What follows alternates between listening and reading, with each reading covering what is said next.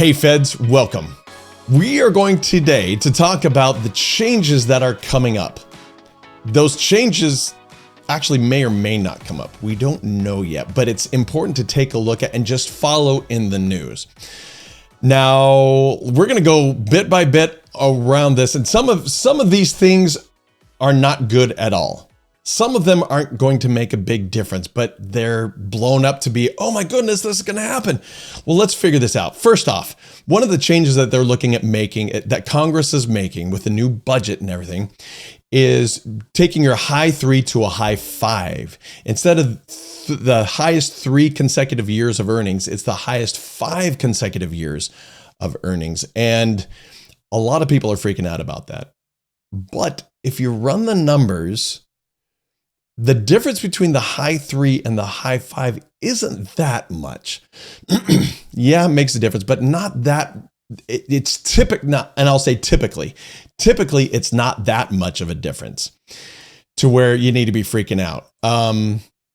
Really what they're doing is they're skimming, right? They're skimming the milk off the top, just barely, but for millions, which adds up to a lot for them.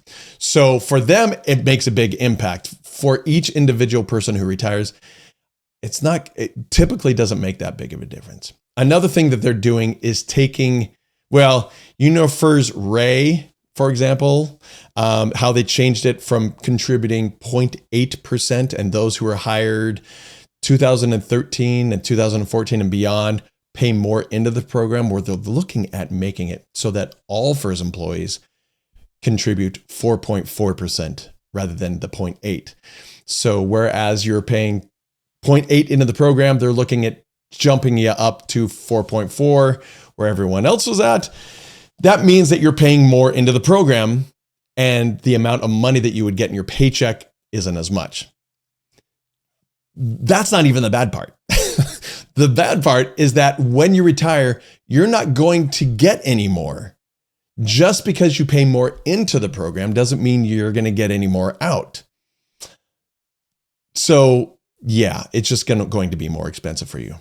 Another thing is that employment is at will also. So it's not like it used to be. The hirings and firings can happen much more quickly. I remember being at NASA, and to some degree, I can see that as a good thing as well, because I remember being at NASA and one guy in particular there. And for those of you who I worked with at NASA, and you may know this person exactly who I'm talking about, but this person would come in at 10, leave at 2, 3. And while at work, they did nothing and they couldn't fire him. And he was just passed on from manager to manager, from group to group to group. They couldn't do anything about it. And so this person was just not working. Now, I know there are varying levels of that. And most federal employees are hardworking, and they do everything that they can. And I get that. But it will be at will employment, which means that either you or your employer can say, we're done at any time. Excuse me. So that's something to think about as well. And just to know that it's coming, or could be, again, all of these could be coming up, and yet they may not. We'll see. Another thing is the special retirement supplement. Now, up until this time, we've always been threatened that the special retirement supplement it might go away. We might take it away. And it's never happened. And it's been many years that they've, threatened that, or just talked about that and said, we might take it away, and they haven't. Well, this time they might.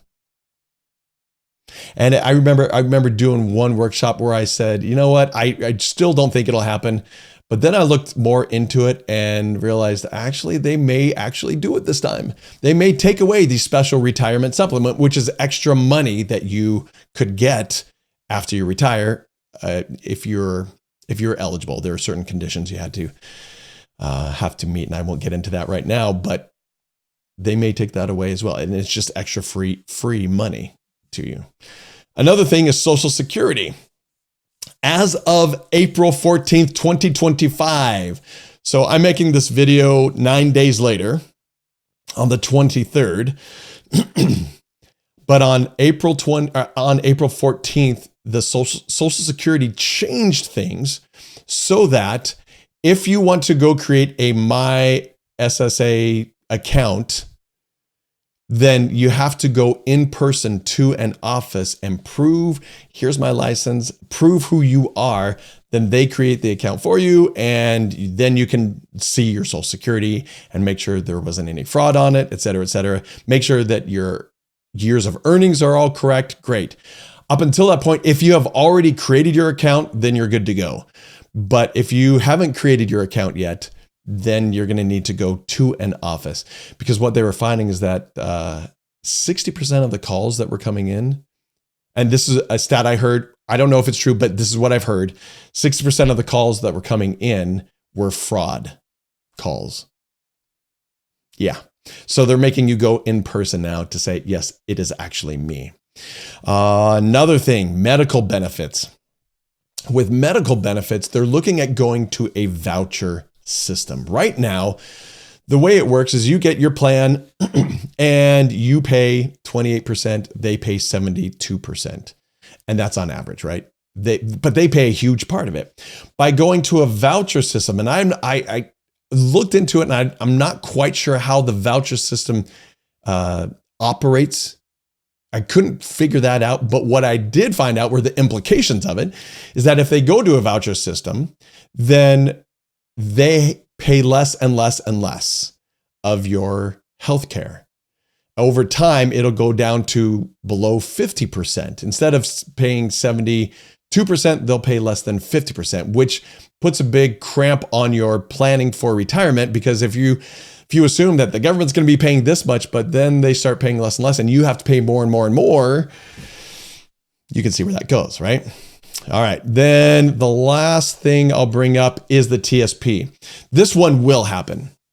The other ones may or may not happen, but this one will happen, is that they are going to, in 2026, offer Roth conversions, which means that you can take, and a lot of people have been looking for this for a long time, you can take your traditional money, the money in the traditional TSP, and by series of actions, move it into the Roth TSP, but you have to pay taxes on it, right? Well, instead of doing this the right way, they decided to do this the wrong way. And what they've done is said, and typically the way this works is if you roll your money, if you do a Roth conversion and take your money from the traditional and move it into the Roth, you have to pay taxes on it, but you can take the taxes out of, your funds right there. Well, the TSP says, yeah, we'll let you do the Roth conversion, but you can't take money out of the TSP to pay those taxes. You pretty much have to take it out of your savings is what it amounts to. So you have to have the taxes basically in your savings, or you have to pull it out from somewhere else, but not the TSP. So if you have the savings to pay the taxes, then you can do the Roth conversions. But if you don't, too bad.